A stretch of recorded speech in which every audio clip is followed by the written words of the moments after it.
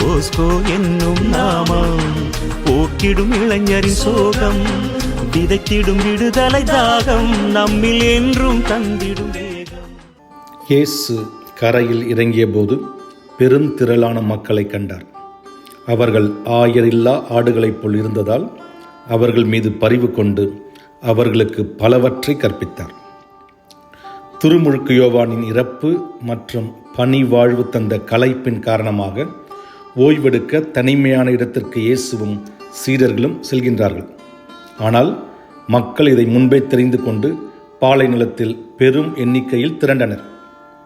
பாலைவன பயணம் தந்த சோர்வையும் பசியையும் பின்னுக்கு தள்ளி சரியான தலைமையில்லாதது குறித்து பரிவு கொள்கிறார் இயேசு.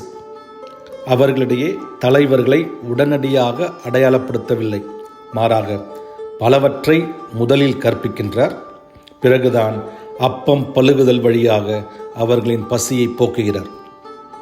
இன்றும் தலைமை பிரச்சனைதான் தலையாய பிரச்சனையாக சமூக அரசியல் சமய தளங்களில் இருப்பதை மறுக்க முடியாது.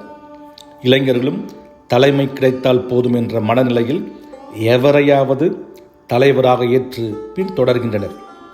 இந்த சூழலில் அவர்கள் பயன்படுத்தப்படுகின்றார்களே ஒழிய பலப்படுத்தப்படுவதில்லை.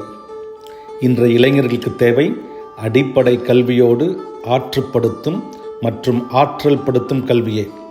சமச்சீர் கல்வியோடு சமய சமூக அரசியலை சீர்தூக்கி பார்க்கக்கூடிய விமர்சன விடுதலை கல்வியே.